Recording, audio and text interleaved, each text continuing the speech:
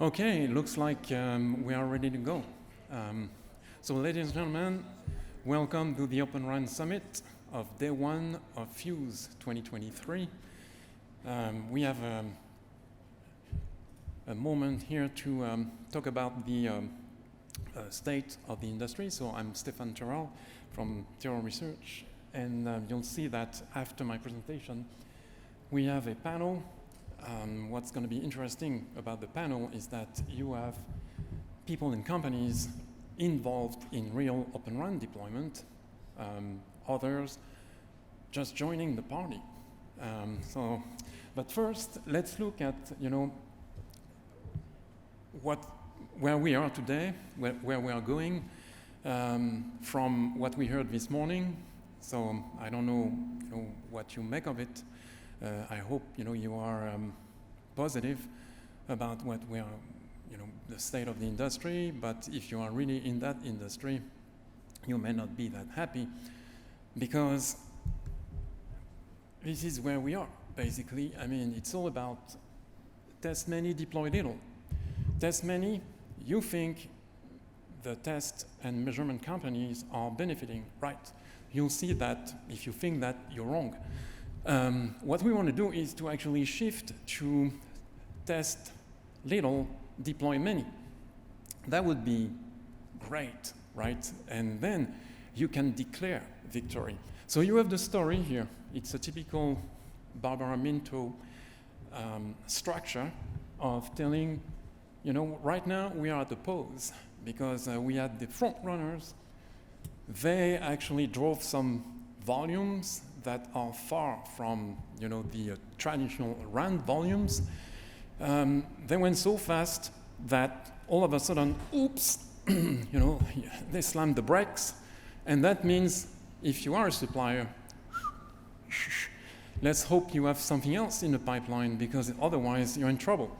So then, the good news, and you saw that, you heard about it this morning, we have plenty of CSPs all around the world. So that's the commitment we heard this morning. But hey, a commitment is good, but we need to actually see stuff being deployed in the ground, right? That would be much better. The other thing is the interesting story about that ecosystem, and you'll see that in a minute. You may think, particularly on the radio side, you have a bunch of brand new radio unit specialists. Where are they? We don't see them deployed.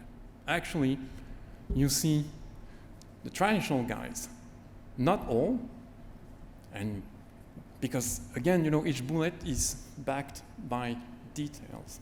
The devil is in the details, isn't it? And the last point is, when we heard, this morning, oh yeah, great, neat cooperation, collaboration, to speed up test, certification, validation. Wow, I'm not impressed, because when I see all the money spent and actually coming from the government to do all that stuff, chances are that lab is doing the same thing as the next lab across the street. And yes, indeed, this is the situation, and that is a big problem, because you are killing the market. So here it is. Wow, this is the growth. And what's interesting is it was really during the pandemic that Rakuten Mobile, was going full speed. It was going so fast that at the end of 2020, already they were ahead of schedule. And then 2021, they were down, okay? So when you have a situation like this, that's great for the front runners, part of the Rakuten Mobile ecosystem. But then you need a relay. Dish was supposed to be the relay. Dish was, to some extent, the relay. But if you look at the units, it's 3 times less than Rakuten Mobile. So then you have other units in the world. So thanks God we have NTT Docomo and KDDI doing their part, which is sustaining the market. But it's going to take a while to actually have NTT Docomo and KDDI to ramp up, because they have 2 different agendas. NTT Docomo started Open Run with no virtualization, so they are currently moving to Open vRun. KDDI came a bit later, and SoftBank Mobile has a problem with its specification related to the spectrum and massive MIMO that prevent the company from deploying Open RAN. So that's a problem. So then what's interesting also here is that we are basically down to flatness. These are growth rates. We still have some growth, but very little growth. So is it, a glimpse of hope and a little bit of good news?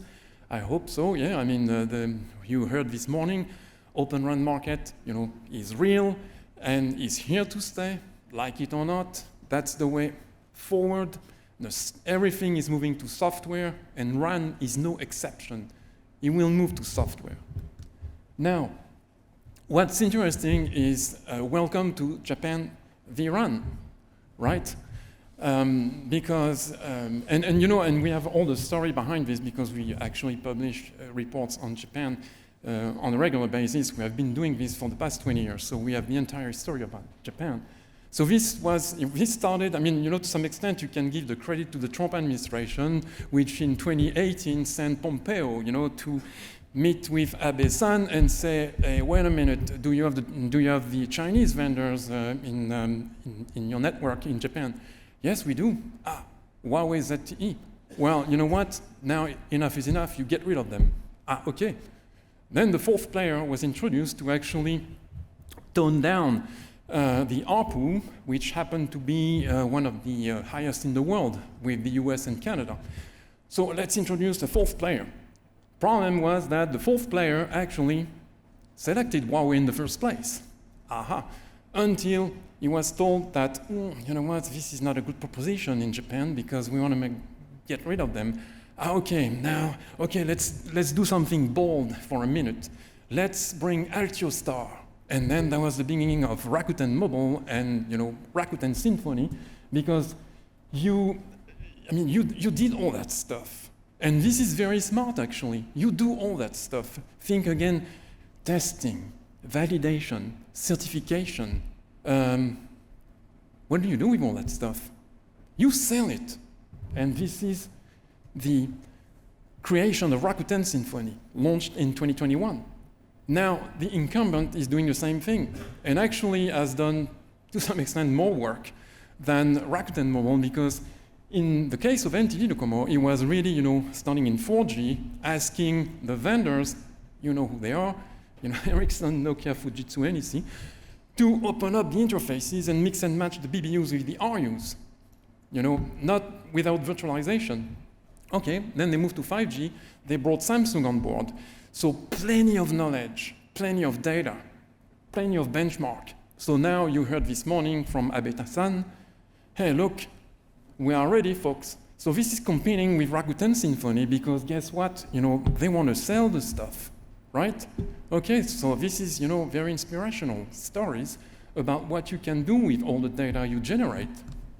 Now, I said, and actually it's 150 plus. So you see the logos from those who were willing to have their logo on the map, and I think TIP has updated it a little bit. But there is no shortage of activity, right? What we need is volumes. With no volumes, I'm talking about hundreds of thousands of radios, shipped during a month, and even more than that. Not hundreds, or during the Rakuten story, during the Dish story, yes, 1,000. Well, actually, for Rakuten Mobile, there was more than that. Now, this is the ecosystem, as you heard from John Baker this morning, Mavenir. And thank you, John, for putting this together. I think he's at version 11 now or something. He did a few logos, and what he didn't say though is that costs a lot of money to do, all this interoperability testing to make sure that the entire stuff actually works and delivers. So, I'm calling it the $1 billion effort, because if you have followed the Mavenir story, you know that they have raised $955 million in cash. Yes, ladies and gentlemen, so that's a lot of money. But this is, you know, so this is a very committed company that is here to stay. A lot of people say, oh, you know, I mean, that's not going to bode well. Well, I mean, if I go back to here, Mavenir is actually involved in many of these, many of that activity. Now, the vendor dynamics, isn't that interesting? I mean, look at this, all the logos and the names and all that stuff, and look at that. So, I mean, the most intriguing thing is actually the radio stuff, because you have 20 guys who are not showing up there. Some of them were initially in the Rakuten mobile network. You can think of Sercom, KMW, and you know, where are they? So, I mean, think about the Benetel of the world. We have a long list, actually, in our research. They are involved in very small deployments, but again, I mean, you're not making a living with small deployments. You need more than that. And then, you know what, the other interesting thing is that you can see, you know, in generic servers, Intel was at the forefront of all of this. So was Dell and Hewlett-Packard, the enterprise. So they have they each have their own story about, you know, how they got there. But then, you know, in the accelerator domain, Intel was the first. But now, I mean, we see the coming of AMD, Qualcomm, and more recently, NVIDIA. And this is actually, you know, the 1H23 leadership board. So if you compare that to 1H22, you have a different story. And you have logos there that are not there at all. And you have actually in the radio stuff, you would see Nokia, for example. So this is a big dynamics. And in fact, you wouldn't see Samsung, you know, on the other hand. Now, you know, the duplication. So basically, you have countries, governments, and I'm not showing the numbers. We have the numbers for our customers.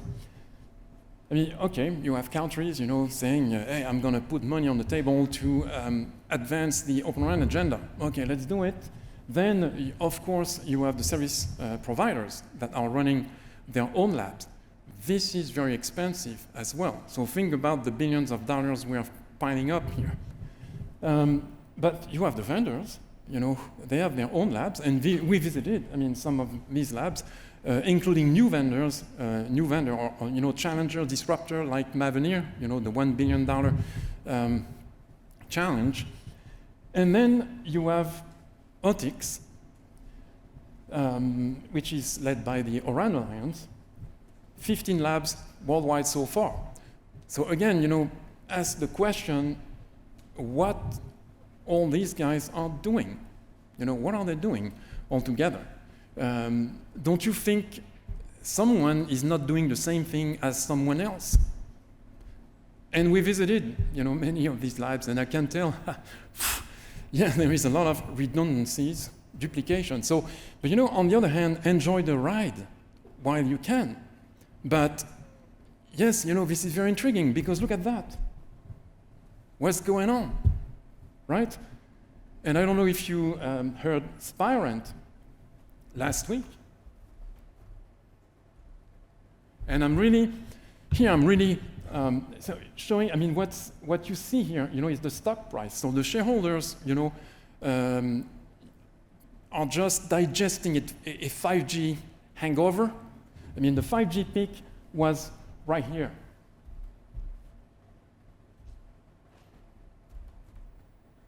See? So that's a big problem. 5G RAN is going down. In fact, and it's actually dragged also by 4G RAN. So we're in a very interesting situation of a declining market until it picks up again during the next 5G cycle, which should start somewhere in 2025. And that next 5G cycle, and that's the big good news, has a 5G Open RAN component attached to it. All the RFIs we analyze ask for Open RAN. So guess what? it's no surprise that Ericsson is joining the bandwagon, right? Hey, Frederick this morning said this right now is the right time. Of course, I mean, when you see this, and I'm not showing Ericsson, by the way, which is at what, $4 or something. So Ericsson shareholders, are very worried, moving forward. Because, I mean, what's next in the pipeline? Where are we going with that? Right? So this is basically, this is an exercise of looking at the baseline forecast, which basically went down in March, and actually it went down a little bit in September. But it's still, I mean, you still see, I mean, flatness, very small growth. And then if nothing happens, it's going to be very slow growth, and we won't even reach 30% penetration of the total RAN market by 2028. But, I mean, and there are many other initiatives. So this is one from Scope, so System Certification Open RAN Procurement Engine, that can help the shift, but it takes time to actually implement that program. But we will get there because the team is working actively and relentlessly on making sure that we can pump up the numbers and reach 50% penetration of the traditional RAN market by 2028. So this is the story, ladies and gentlemen. So now I would like to invite the panelists.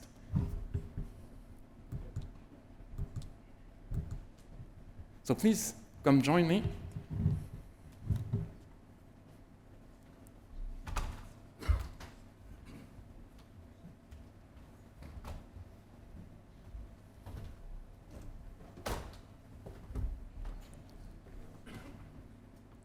So as I said, we have an interesting panel here because you have people from the logos you saw on the chart and people without the logo on the chart.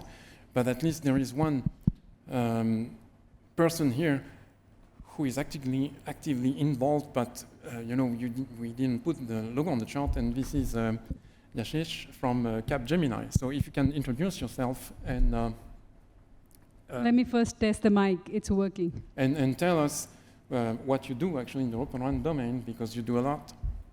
Thank you, Stefan. My name is Ashish Yadav, and I represent Capgemini here. As part of Capgemini, I'm responsible for technical product marketing and partnership alliances for software frameworks. I am based in Bay Area, so I just slept 2 hours last night. So if I'll be extra candid, because I am jet lagged and my filter is missing now. So Capgemini is a well-known name in services industry. Maybe a facet that you may not know. We have software frameworks for wireless, wireline, edge compute, automotive, and these frameworks are essentially the veins of Open RAN. We have 100+ customers who have these frameworks. They're deploying these frameworks industry-wide, and we are supporting them. So when I say frameworks, that means they are not named Capgemini when you see that. They may be named, and as per the policy, I'm not taking customer names, but there may be big names, but the software that's running in those veins is Capgemini frameworks. Open RAN, this morning you saw Vodafone, if you saw Vodafone case study, they had lab testing credited to Capgemini. We are doing extensive testing for Vodafone in the 5G lab. We have similar such setups for other operators too, where we are testing Open RAN. Now, when Stefan said a lot of testing and less deployment, we benefit out of it. The lot of testing is definitely us.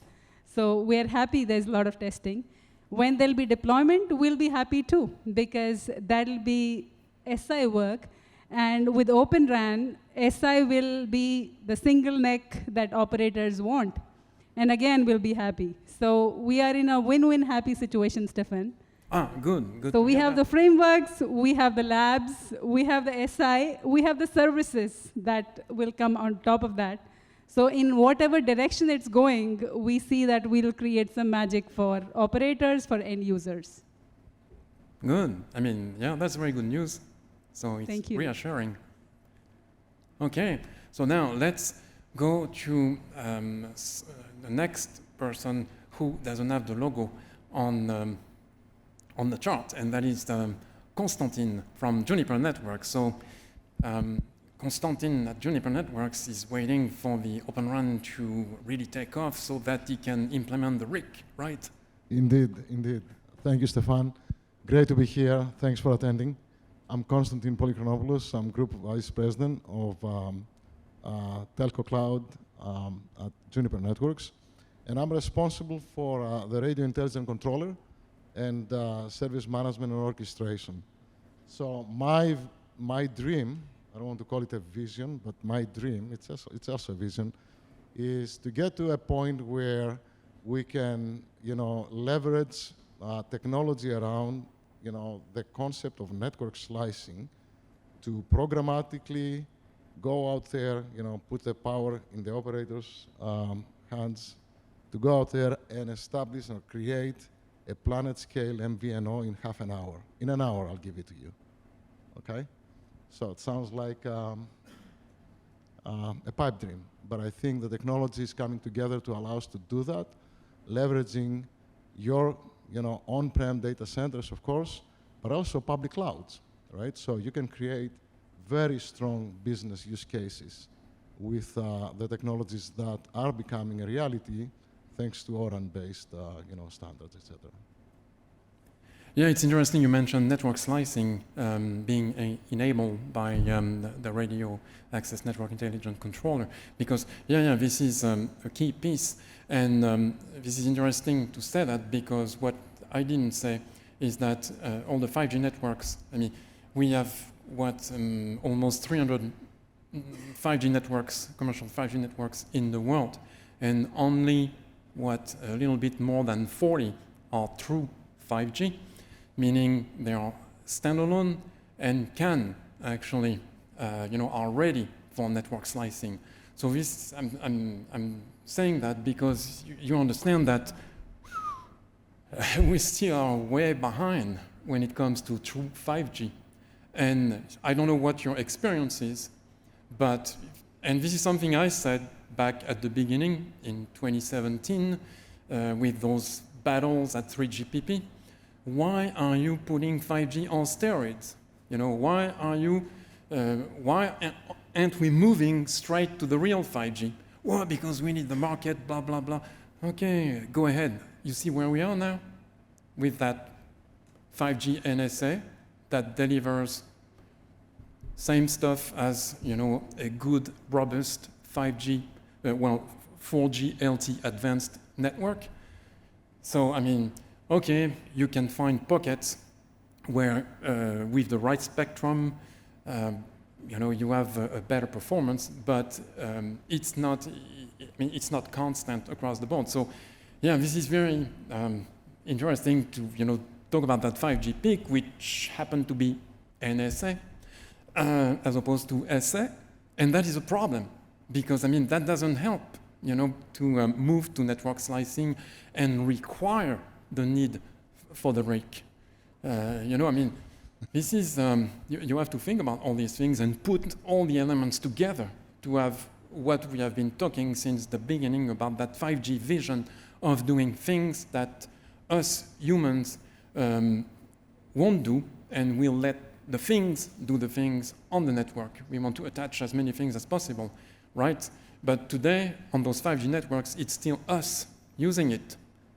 Industry 4.0 has pockets, particularly in China, but in the rest of the world, not there yet. So, having said that, now, you want to add something? Can I add Yes. to what you said? Unlike many of the other Open RAN technologies, like RAN disaggregation, DU, CU, and RU, new capabilities, network slicing is far more powerful in the sense that it addresses all domains, right? Unlike, vRAN addresses the RAN domain, SA addresses the core mostly. Network slicing requires all three domains, you know, the RAN, the transport, the various islands of transport, metro, backhaul, etc., front haul, and the core to come together, right, and realize not only the 3GPP requirements, but go way beyond that to deliver a powerful paradigm of network slicing in the networks, right? And I believe, so obviously the RIC is an absolute foundational block to deliver network slicing. That's the only way to manage things across, you know, spectrum, across the air, to the end device, to the end user, right? But network slicing, I believe, is going to be really the tip point that will allow operators to generate new revenue, you know, create new business models, hopefully faster than later. Thank you, Konstantin. So now let's talk with the people who have their gears in Open RAN networks. So let's start with Femi. Can you please introduce yourself and talk about all the beauties you have been doing, you know, in Japan and Dish? Good to be here. I'm still recovering. I just landed this morning, so if I fall off, get me some coffee. A number of years ago, about maybe 5, 6 years ago, we made a strategic move that everything that we want to do is open-based. So software, optical, wireless. I head the wireless business for Fujitsu based out of the Texas area. We've been very, very involved with a lot of open architecture. And particularly from the RAN side, you will have seen a lot of the things that Stefan talked about. For us, it's not just open in a greenfield area, it's everywhere. So when you talk about what we are doing with Docomo, it's brownfield. When you talk about what we are doing with Dish, it's greenfield. Because you have all the naysayers that say it's only applicable to this use case, it's applicable to that use case. For us, it's applicable everywhere. And so we've built thousands and thousands of radios. We just announced our own CUDU that is going to be vRAN based, open vRAN, that is running now in Docomo network. So as he's introducing, it's not about testing. If you don't want to test, don't call on us. We don't want to test anymore. We want to deploy so that our business can grow. So very busy, involved, whether that's from a deployment point of view, standard point of view, architecture point of view, Open RAN is here to stay. Thank you, Femi. Then Eric from Dell. So yeah, I mean, you have been there since the beginning.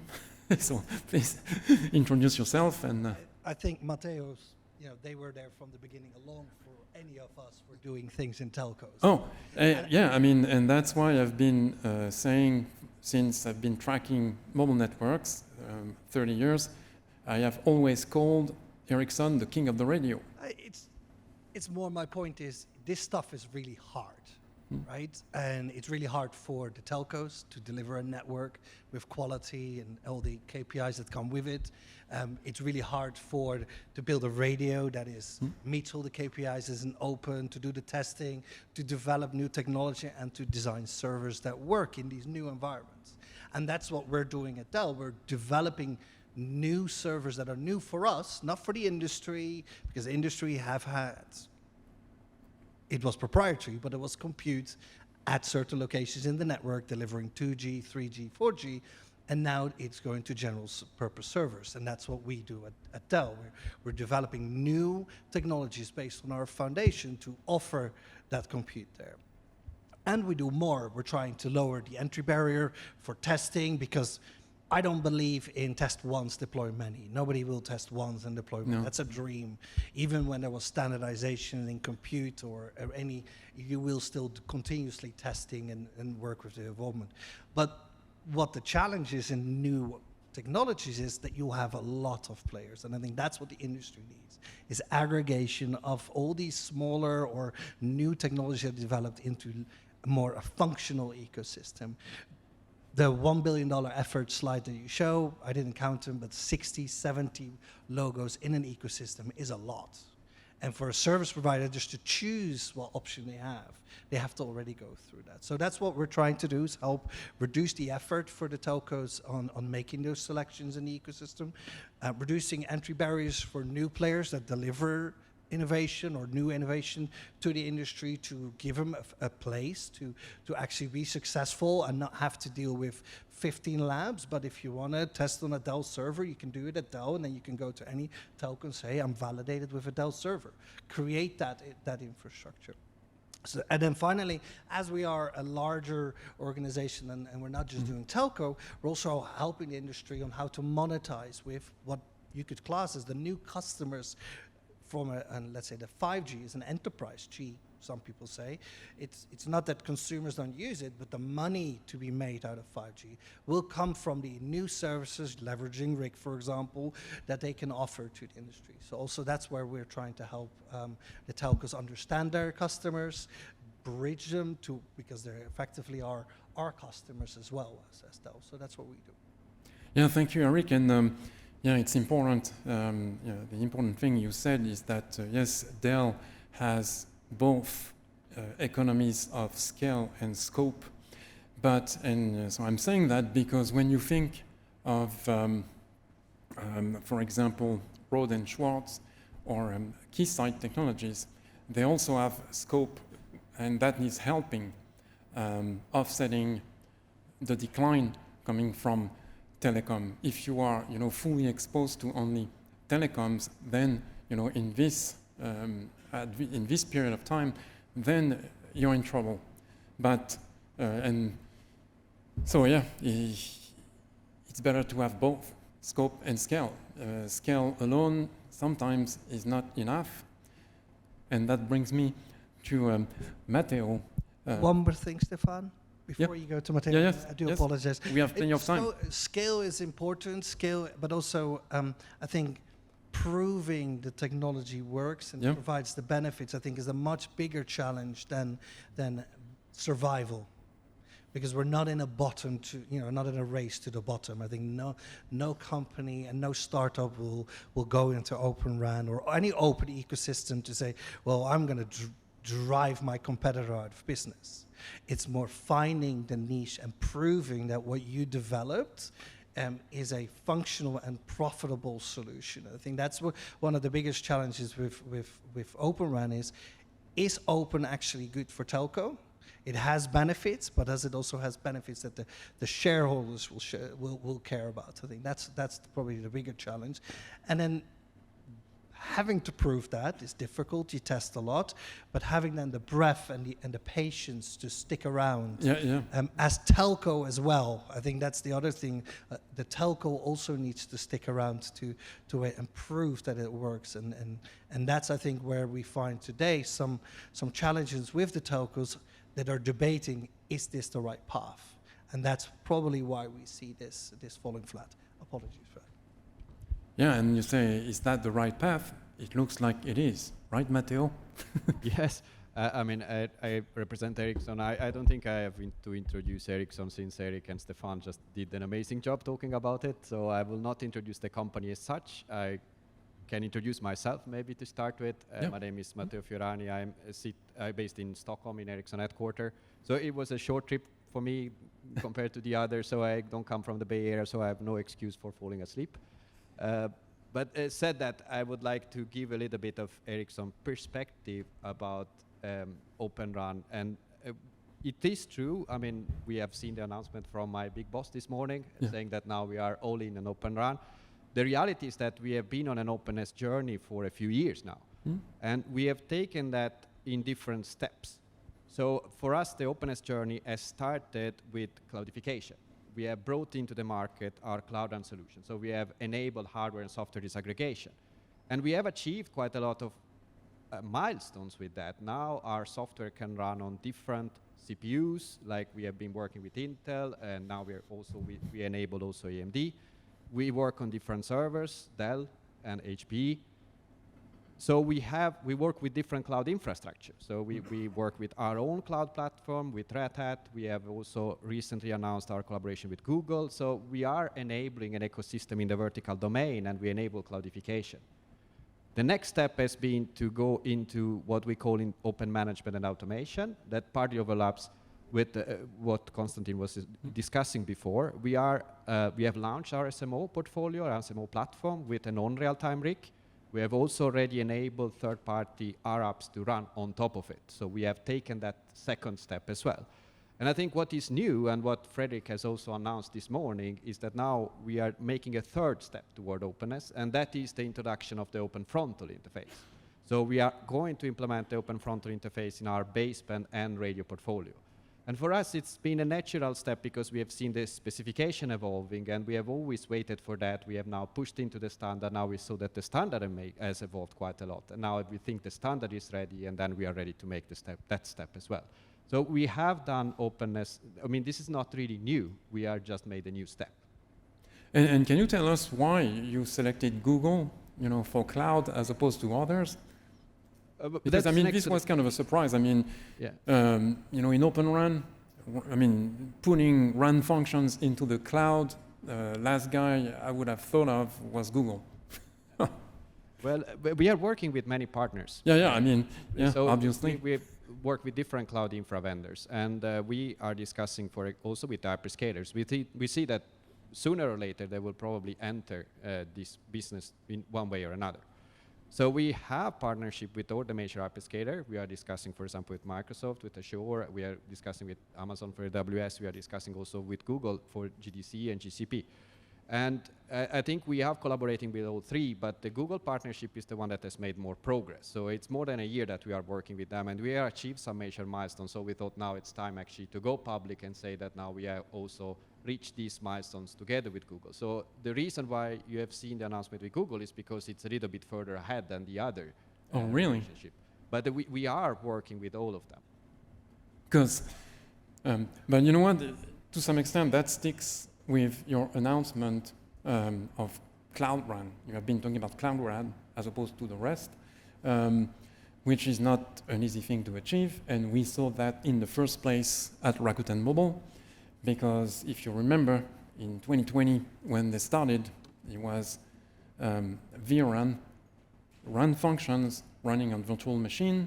Eventually, it took some time to containerize that stuff and move those functions into the cloud.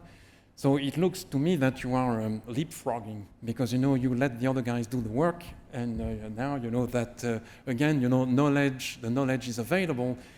Ericsson, which by the way, at the time Rakuten Mobile was doing all of that, Ericsson was very busy rolling out 5G everywhere, particularly in the US, at Verizon, AT&T, T-Mobile, and then here we are. So you have the work cut out for you. So you grab it and go. No? Is it a little bit of that?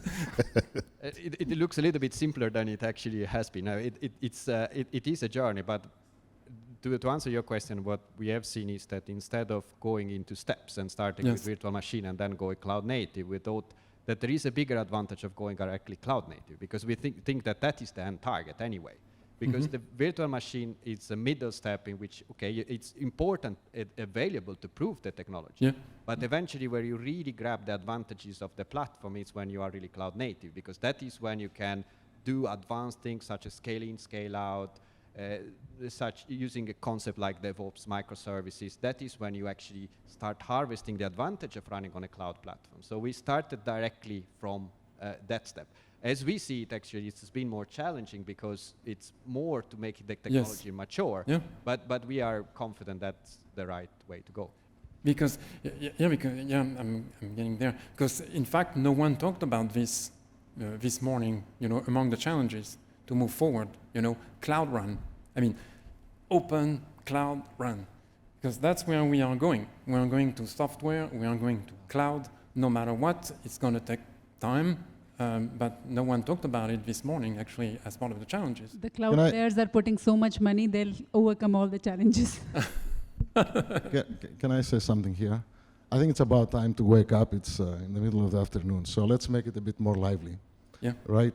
So with all the due respect to my friend here, Femi, and to Matteo, everything you guys said is self-serving, okay? Of course you have to support, to go beyond Intel and support AMD. That's self-serving. Of course you have to support cloud technologies and become, virtualized environments. That's self-serving because otherwise the companies will be left in the yesteryear. My question, when you claim openness, do you support E2? Do you support standards-based interfaces? Do you open up your BBU stack to third parties? Do you allow me to hook my rig into your DUCU and do PRB management, for example? Do you? Do you support O1? I can answer you. The answer is yes. I can answer you. The answer is yes. If anybody who believes in ORAN doesn't say yes, we have a problem. Just hold on.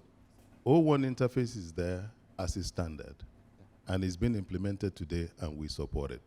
And the concept of openness is that you can mix and match. Correct. In fact, I was talking to an operator the other day, and they were concerned that, Fujitsu is going to bring the radios as well as the CUDU and software. I said, stop. I don't want to give you all of that because that defeats the purpose of openness. If you want the radios, it's available. If you want the CUDU, it's available. If you want the software, it's available. By the way, we also have our own RIC and SMO as well. So the interfaces are there, and we have implemented it so that new entrants, new software companies can bring that, and we can integrate it together so that the best of breed can be supported. That's great. That's great to know. But again, when we try to work with RAN vendors, the answer we get typically is we are behind on E2 implementation. We Come and support work a with couple. Fujitsu. Come and work with Fujitsu. I'm gonna talk to you. No, we got you. Don't worry. You don't need to go anywhere. We got you. But the thing is, at that point, you have to test. And this is why I think test once will never work, because one implementation will be unique. They will not be the same as the other implementation with another service provider or another use case in the service provider even. So testing will be critical no matter what, because if I change one line of BIOS code, then some service provider is going to ask why the network performance goes down. Somebody will have to test the impact. Same with if Fujitsu changes one piece of code in their radio or the RIC or a third party using their RIC. So testing is here, and what we probably need to focus on more, how to make testing more efficient and also beneficial for everyone, not just for few, to make this possible and not make this a 2-year journey or 3, right? To make this a continuous journey, but the benefits can be gathered much quicker. And I think that's where we all as an ecosystem probably need to come together much better, together with the service provider to enable. Yeah, but look, this is what Orex actually is proposing, because Orex, so NTT Docomo is ahead of the game because they have been doing this work while Rakuten Mobile was building its network. Rakuten, NTT Docomo didn't stay idle. Was like, oh, wait a minute, we'd better look at how to do it. So, and they did it in a more pragmatic way of saying, look, we have a network, a 4G network, and in 2020, they were deploying very little 5G actually. When you look at the number of sites, it was just ridiculously low. But they were very busy in the lab, asking Ericsson, Fujitsu, NEC, and Nokia to open up the interfaces and do the mix and match. And then, so it worked. So they used the ETSI interfaces, so this is very important to mention. And then in 5G, since they were just deploying the 5G, they were at the beginning, they were like, okay, so on the one hand, we have the government asking us to deploy that much by this date. This is a mandate in Japan. On the other hand, let's look at different configurations, but let's not mess up with the live network. So, and that's how, so we are in 2023, 3 years later, they are able to tell the world, look, we have done the work with these vendors. So I don't have the slide here, but I have lots of details about what they are doing. I find it fantastic. So let's not redo it, somewhere else in the world if, they have it. So Rakuten Symphony has done a lot as well, but, at some point they were very vocal. Now they have, become more secretive, but at least you have, that Orex platform that is showing the world that things are working. These 4 configurations, and they're not gonna stay there. They'll continue adding new vendors of the ecosystem. But again, you take the Rakuten Mobile, Symphony paradigm. I don't think that's the recipe to success. It's a vertically integrated stack, right?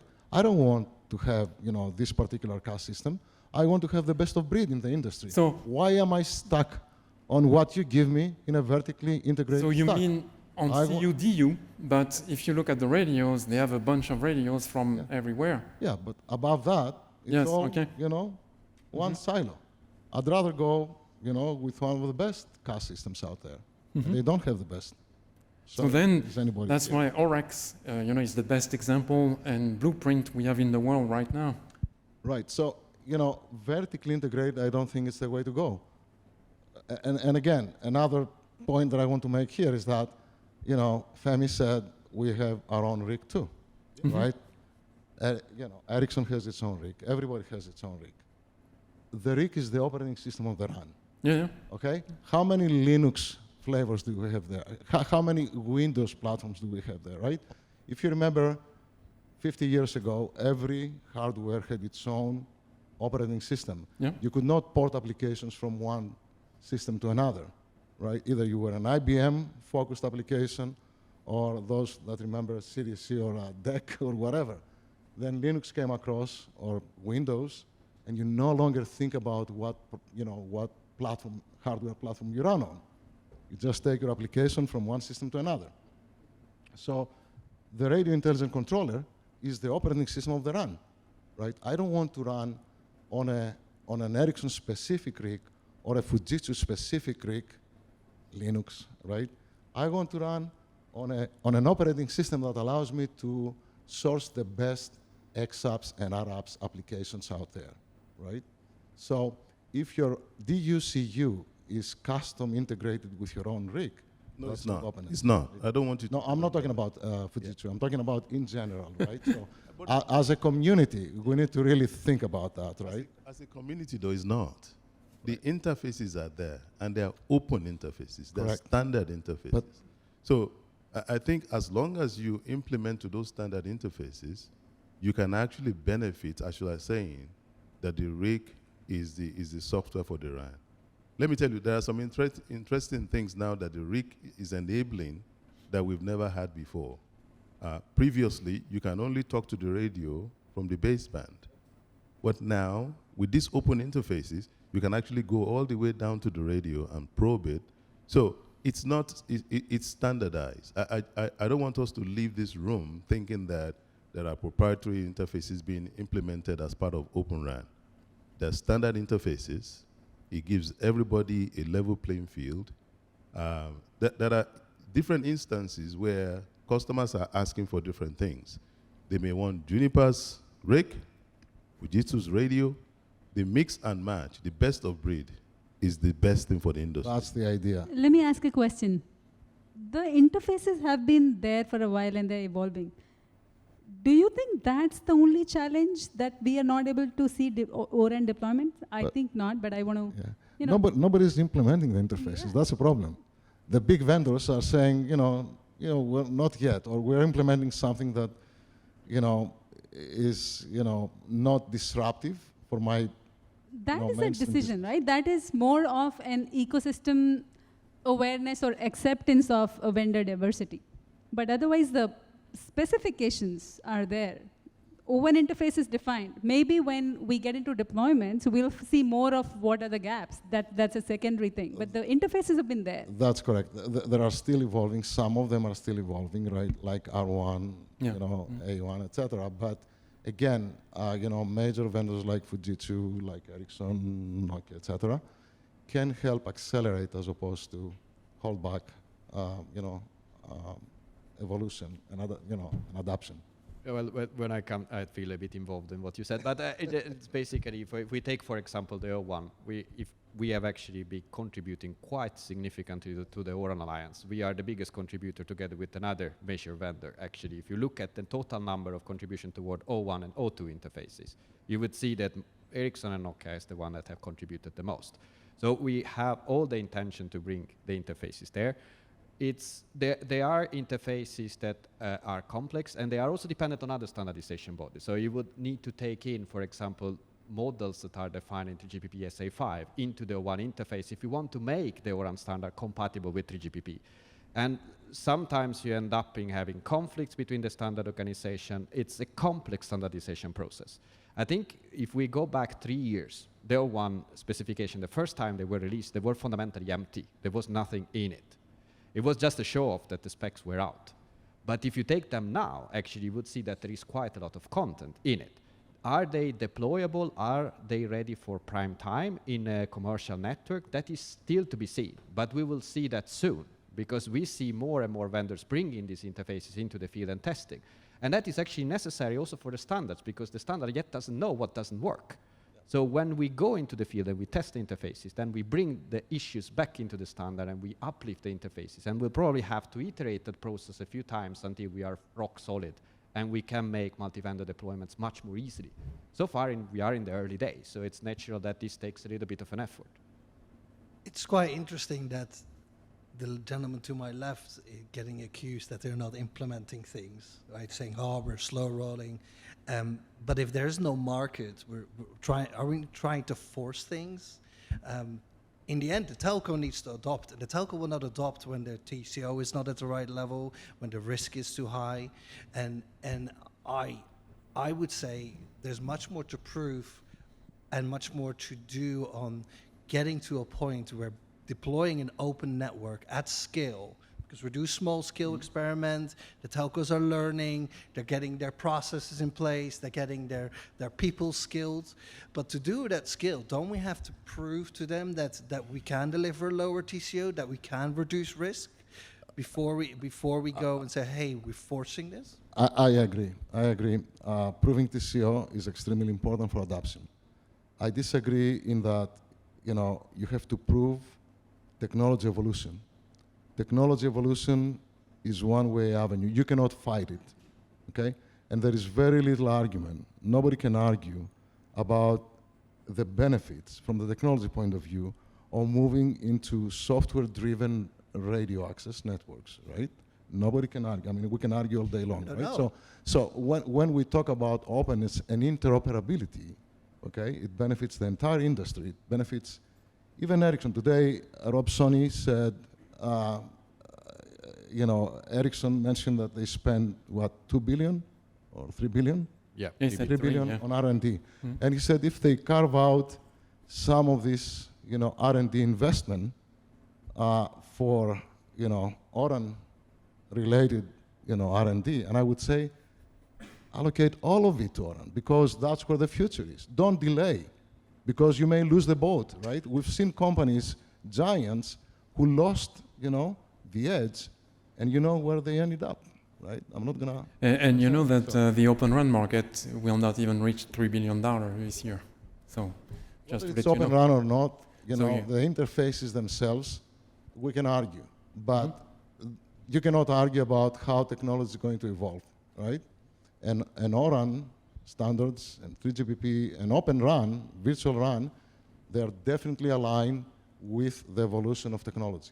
Yeah. And you cannot fight that.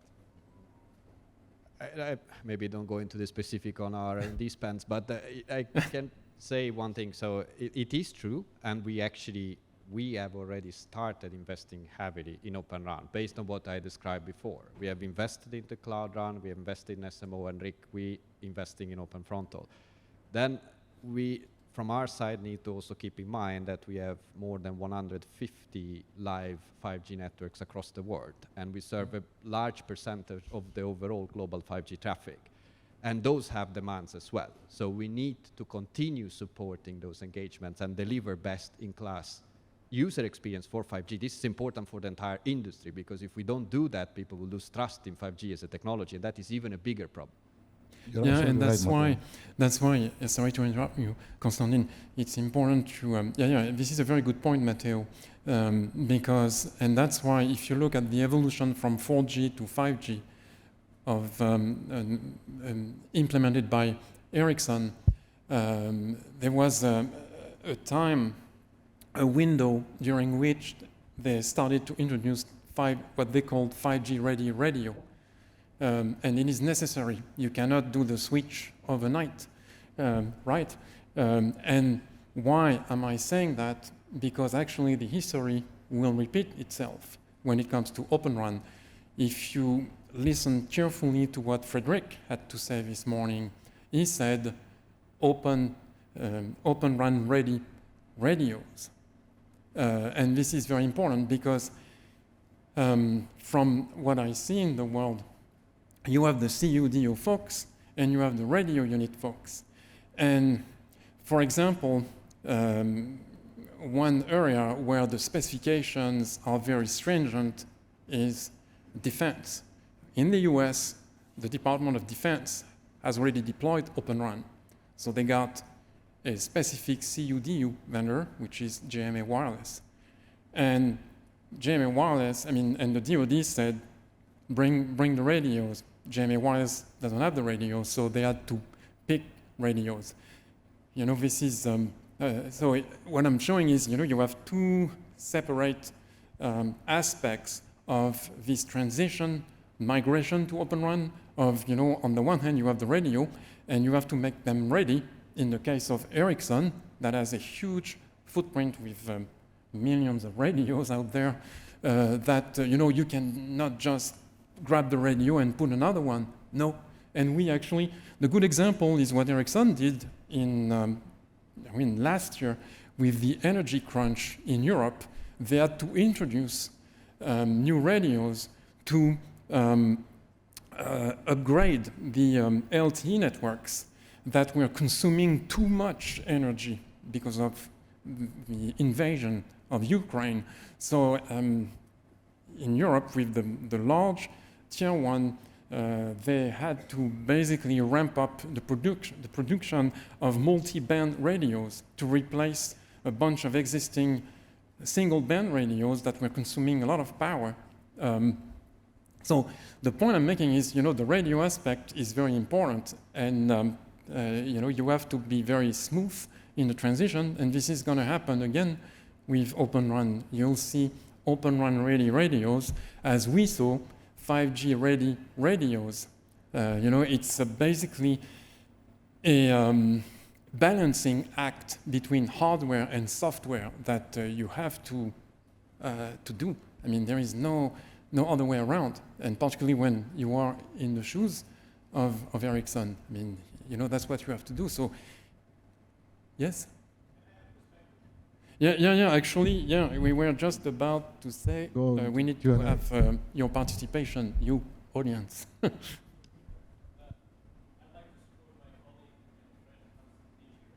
I can share my mic with you so that everybody can hear you. Okay, there's another one.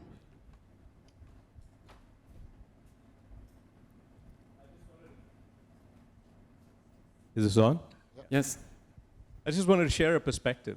I think there's been a lot of comparisons between ORAN and the legacy industry, and some of the historical data points from the computing industry have been brought into as an example, right?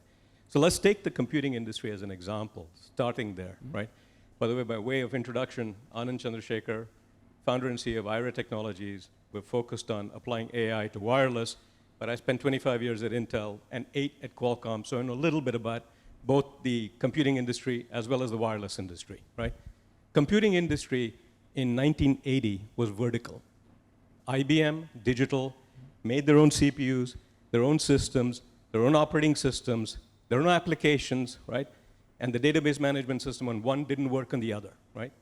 Fast forward to the year 2000, computing industry is horizontal, right? And including servers, right? And servers actually did not become industry standard hardware based until, I would say, 1997, 1998 was the introduction of the first Xeon processor, right? So it took another 3-4 years after that before server industry was actually horizontal. Many of the arguments given here on stage, this stage, plus the broader stage, believe me, I've heard every one of those arguments in terms of why horizontalization is going to take time and why it has to happen in phases, et cetera, right? Anybody that listened to those arguments in computing is dead. Mm-hmm. Dead, not alive, dead, right? If I want one point to stick in this conversation, it is this. RAN industry today looks like computing in 1980. I'll repeat that. RAN industry today looks like computing in 1980. If you think it's going to look like that in 5 years, I have a bridge in Florida I'd like to sell you. Okay. Yeah, I mean, that's a very, very powerful message. So what do you think? I agree. I fundamentally agree with that view. And this is the reason why you have seen the announcements that we have made recently. We have already taken steps. We see the industry evolving. Fredrik said it this morning, and I reinstate that. Ericsson sees the industry evolving, and we have to evolve with the industry. But we also have to support what we have in the network today. Yeah. So that was the point I want to restate the point I made before. So it is a complex problem. It's not just simple as let's just switch. For us, as being an incumbent, supporting a lot of live networks today, we can't just not forget about those. So we are going to shift, and we are going with the industry. Of course, we want to go with the industry, but we need to be mindful on how we do that.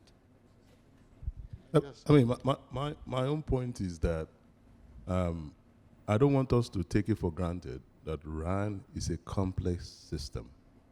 You're dealing with latencies. You're dealing with all kinds of transports that are going on. So it's not just compute. No. It's compute plus.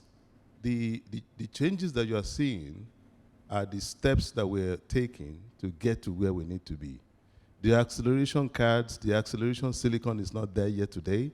Even the ones that are there, they are performing at their best. Improvements still need to be made. So I think the compute industry is now coming on board into what the RAN space needs to have the best of networks when it comes to virtualization and cloudification. So it may be slow, but the progress is there. Oh, the progress is definitely there, and we should go to that gentleman because he wants to ask a question. But I think openness drives innovation. The speed might be different than in, let's say, the 80s compute. I'm from 81, so I didn't hear that. And working for a company that has benefited and driven a lot of that horizontal compute technology, I can tell you, we've done a lot of these things in different verticals. But again, I started by saying this is really hard. Telecoms is really hard. There might be things at stake. There's lives at stake. There's critical networks. There's a lot to be dealt with. You can't actually, if I talk to like family or friends, they don't understand what we do. They just use it. They just assume that it works. And I think that's where Matteo keeps coming back to as well, is we keep networks alive today. There's 2G networks that are 20, 30 years old that are running today. If you go into railway, they have their own infrastructure. This is really hard. Openness is good. Openness might not be the best answer for everything, but what I believe is openness is definitely the best answer to drive innovation. And I think that's the other thing we should not forget when we have this conversation is we don't know yet what innovation will bring us in a couple of years, but I do know that telcos deploy networks based on financial figures. Telcos do not deploy networks based on what might be in 5 years that they can't capture. It in the end comes down to, will this network meet my TCO criteria as a telco? Will it reduce the risk I have today? And then no matter what great feature comes in, if those answers are negative, we're not gonna see them adopt. That's what GM and Ford used to say 10 years ago about Tesla. Oh, but now you're asking, will the telco be there in 10 years? You don't know. So just to take Vodafone example from this morning, they're showing very good figures where they're showing up to 80% in savings. And with, they're with learning, Open and they're now coming in, and Iago said the new, I've been very much part of that journey, which is great to be part of, but I think every telco will have to go through that journey kind of by themselves, because every telco is different. So I also believe that even though Vodafone has a great lessons learned, and you can see the evolution with the bigger RFP, they're going from 3,000 to, I think, 170,000. They're going 30% of their total. 30% of their network. Yes, I don't see another telco just do that because Vodafone did it. I think every telco will have to go through that sort of journey, maybe shortened, but we'll definitely still need to do that journey. But every telco, they don't have to go through that journey. Docomo is making their OREX laboratory, their integration available. A better sign will tell you, we have APIs for you. You can test your software on our network so that you don't have to re-spin the wheel. I think, and there are thousands and thousands of labs to also do that. Then why are they building all their own lab? Hold on. I want to leave this stage and leave us with the fact that open networks are being deployed today. Yeah. Docomo has one of the toughest networks in the world, and they're doing it. So if we keep going back in this cycle, then we run into the place where 2024, it's not deployed, it's being tested again. It should be deployed. But why are they so they're building all their labs themselves because they want to get their own experience. That's just the view that we Yeah, but then, in the end, where are we going? We Because made if this the a bit more experience is lively, not shared. but I think there are questions. Yeah, I mean, Patrick wants to ask a question. So the microphone is coming.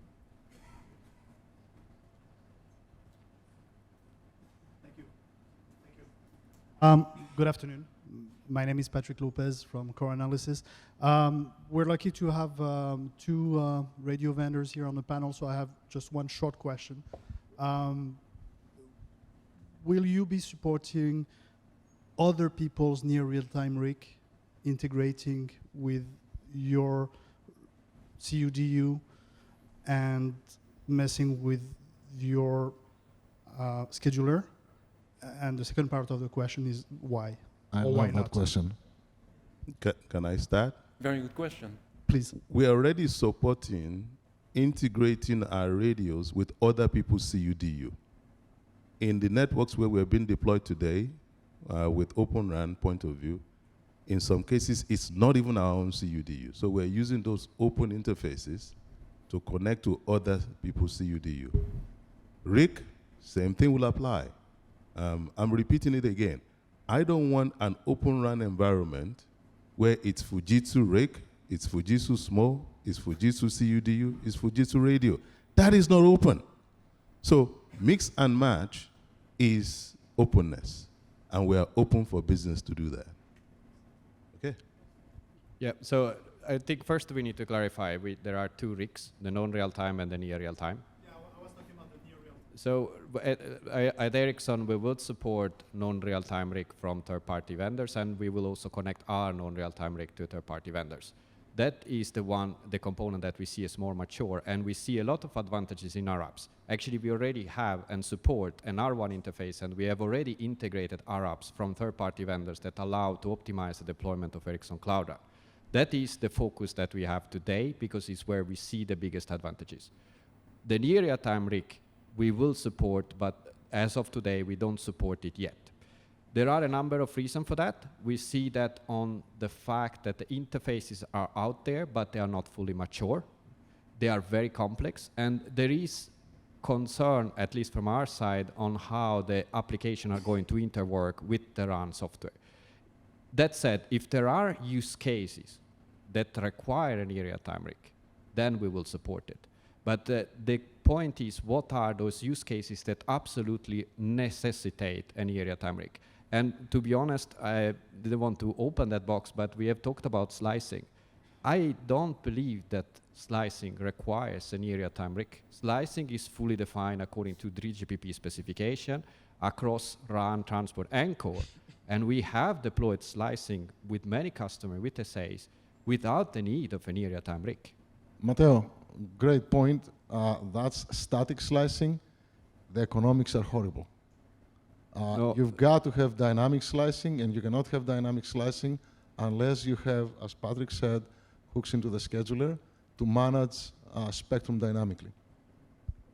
I'm not sure exactly what we mean with static slicing, but we have features that are defined in 3GPP. For example, radio resource partitioning. Yeah. That is a fully dynamic slicing where you can share resources across slices on a TTI basis. On a millisecond, you can change resources across slices to optimize the resource usage. So it's fully dynamic slicing. Well, but it's fixed per slice.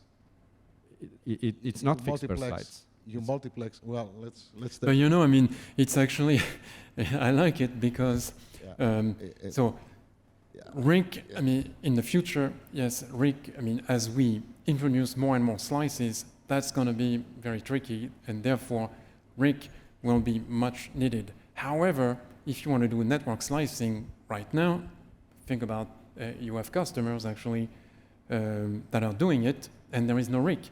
And to me, that's the same situation as not having sun in your network and still optimizing your network. And I'm saying that because Rakuten Mobile has no RIC in its network. Dish is working on a RIC. NTT Docomo is developing its own RIC. But you see, I mean, so you understand the situation. You want to optimize your network. In 3GPP, introduced in 2010, you have self-organizing network algorithms. You have a bunch of modules, right? And actually, I mean, the funny part of it is that when there was that energy crunch, starting last year, some folks who actually happened to have sun in their network realized that, oh, wait a minute, we have the energy saving function that we have never used. Oh, so let's do it, let's activate it. And then all of a sudden, energy savings went down with sun. So we're talking about, you know, RIC as a potential candidate to, again, bring energy consumption down. We'll get there, but I see a question. Yes, please, can you bring Victor also has a question here. He's been waiting. Thank you. Okay, yes, go ahead. Yeah. Yeah, so I've been listening to all of you very carefully, and I do have a few comments. The one comment about slicing, I don't think, I think you need programmability. I don't think that you need it in the RIC.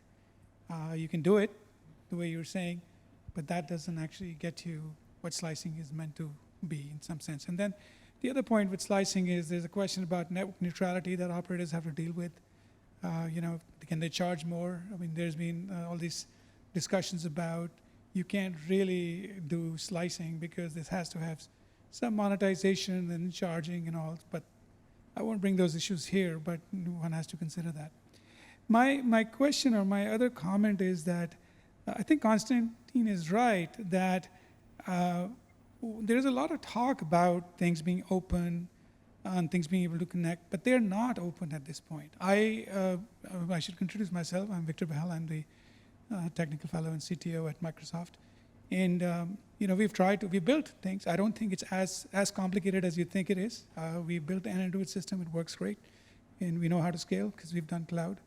But I do feel there's a resistance, quite a bit of resistance from vendors, incumbents mostly, to open their thing up, and because it impacts their business value, and so they are trying to hold on to that for quite a bit.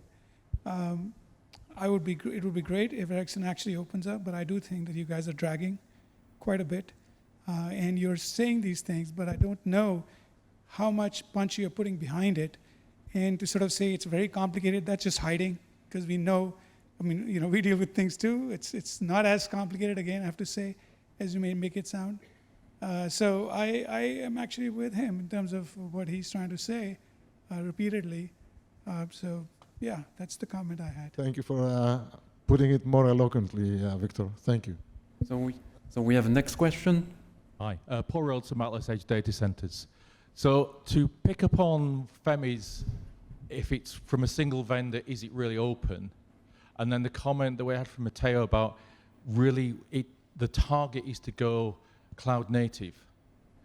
are we really achieving the benefits of Open RAN if we deploy boring old DRAN at every single base station site, as we've done for the last 35 years?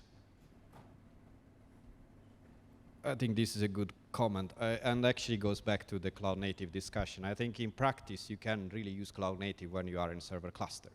It's harder to do that if you are in a single server deployment.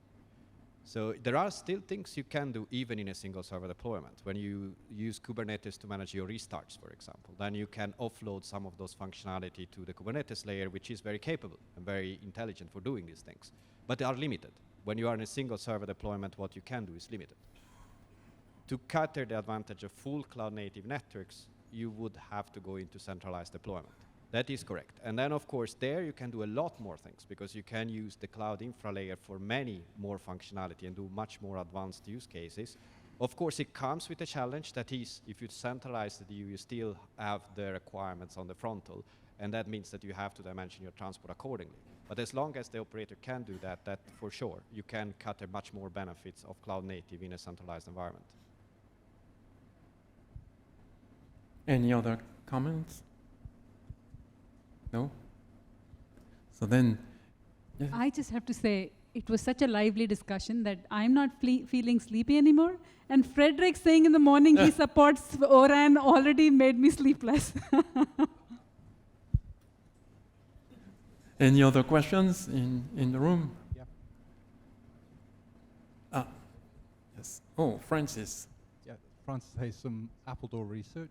A quick question. My observation on a lot of the conversation here is there's one very important contributor that's not on the panel, which is the CSP, the telco.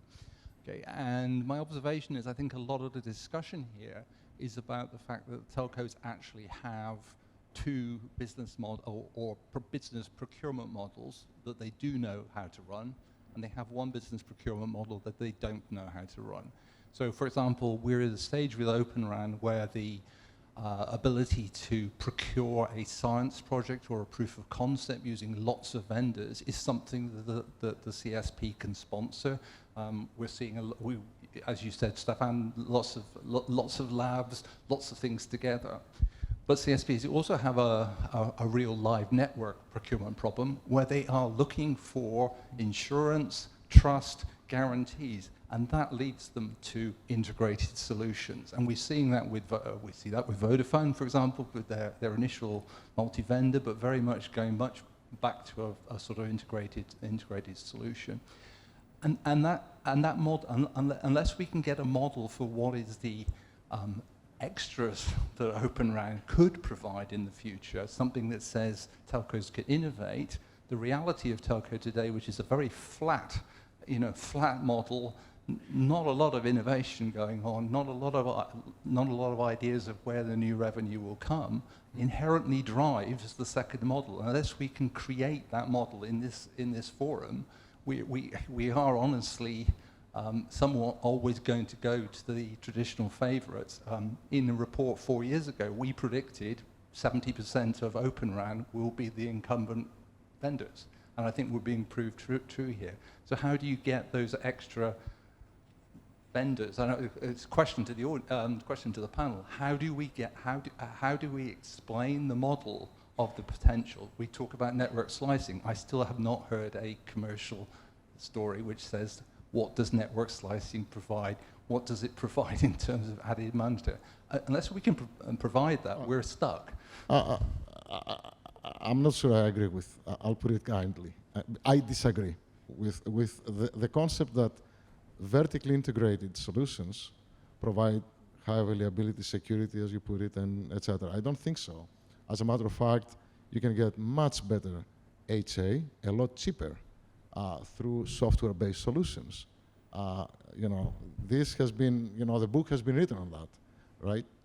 Could I interrupt there? I'm not really meaning the disaggregation from the hardware and the cloud in infrastructure layer. I'm specifically talking about where we're seeing, for example, Ericsson come in here, which is the disaggregation of front radio and DU. I totally agree on the disaggregation. That's a given. Okay. But what we're not seeing is why do I disaggregate the radio and the CUD? Right. So you're talking about basically validated solutions, right? And that would be, I hope, different than vertically, one vendor do it all type of thing, right? I agree with you. We have to have validated solutions. And I think, we are far from test one, deploy many. But eventually we can get close to that, right? Yes, we still have a lot of work to do. But as I said, I think that we can argue all day long.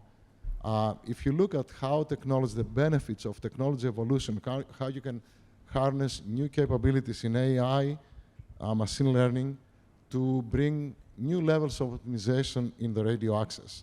Everybody keeps talking about energy efficiency. It's a huge cost for the operators, right?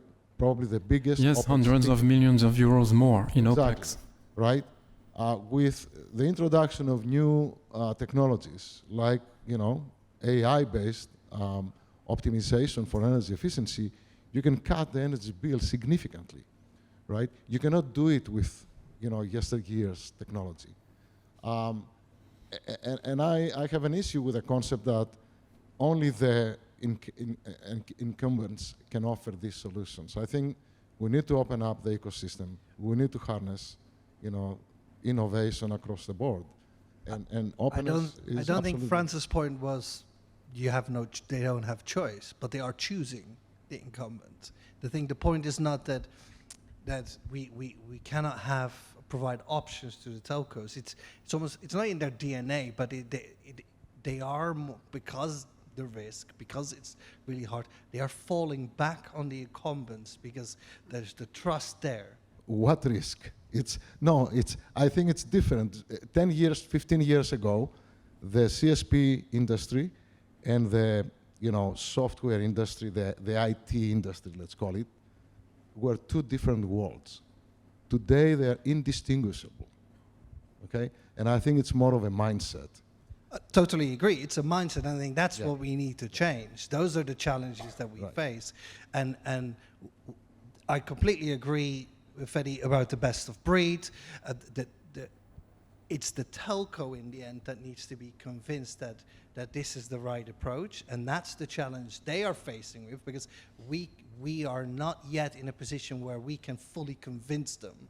And some learning are happening, and we come back to the Vodafone point. They are learning, but that's where I come back. Every telco is going through that journey at their own pace, and even within, if you're looking at the bigger ones that are a group, in one of the operating countries, they might be all in with the openness, and then you go to another operating country of the same telco, and then you find resistance because they do not agree, or in their use case, because their country has a different dynamic, different user base. So that is the challenge. You know what? Something I didn't say about NTT Docomo, about their drivers. Why are they doing this? Disaster recovery. Japan is an island that is being hit on a permanent basis by earthquakes, tsunami, and they learn the hard way of reconstructing the base stations, because you are stuck with one vendor, the vendor is not responding, then you have your government, bashing you because you still have not recovered the connectivity. So that way, and I can tell you, NTT Docomo told me, one of the drivers is, you know what, next time we have a disaster, we have a collection of suppliers. We ask them, all of them, okay, can you please provide me that piece by that date? And whoever responds yes, they're in. And that's why, they want disaggregation, by the way, because they have more flexibility between the different components and parts of the network. But in order to achieve that goal, they had to do the work themselves because nobody else was doing the work in the world. And that's why, from their experience, they propose OREX. But this is a big driver, the disasters in Japan. Korea actually is on the same path, has been slow. However, with North Korea destroying base stations on a regular basis, the Korean government, is like, okay, is there a better way of having, that full stack coming from one vendor who, is not even responding to to bring back those base stations that have been destroyed by a rocket. So yeah, I mean, I think it's important to mention that you have actually, you know, very specific use case. And actually that's, oh, you see, it's 4 p.m. So yeah, that was the signal. So yeah, I mean, one last word. I mean, what can TIP do to help move the needle? I mean, do we have any ideas, you know, as a conclusion? I can come up with one.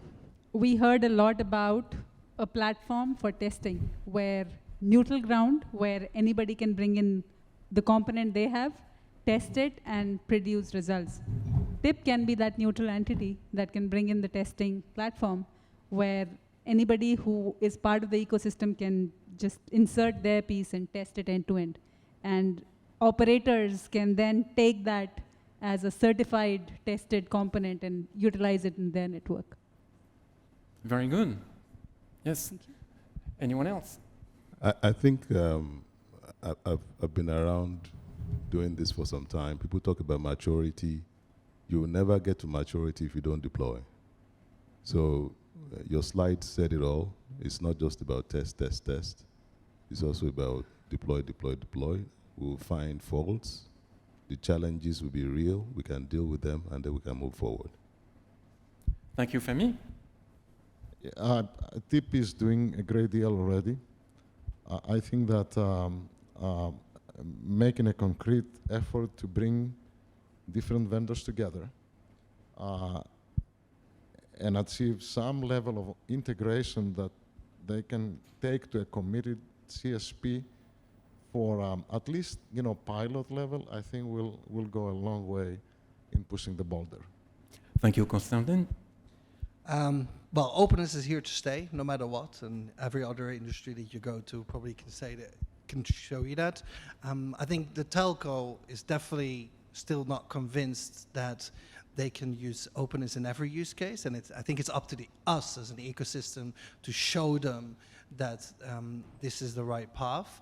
But we also need to remember that telecommunications takes time, and yes, deploy, but you know, deploy at scale will probably take a lot longer than what's the first, let's say, brownfield deployments have been. They started small and they grow. They do not go all in from the start, and that means we all have to be patient. Thank you, Eric. Yeah, I think it's a lot of good comments. So I take all of them, and I subscribe a lot to the idea that what TIP can help with is to creating the framework for us to sit together and work together, discuss the challenges and solve them together. Thank you, Matteo. And with that, a big round of applause for our fantastic panel.